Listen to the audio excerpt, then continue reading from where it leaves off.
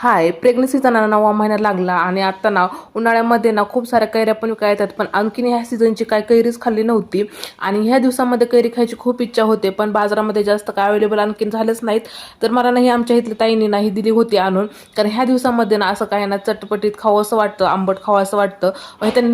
मग इथे नाही कैरी घेतली आणि छान असे ना त्याचे ना स्लायसेस करून घेतले आणि मोठे मोठेच करून घेतले, म्हणजे ना खायला पण ना मस्त अशी मज्जा येते खायला.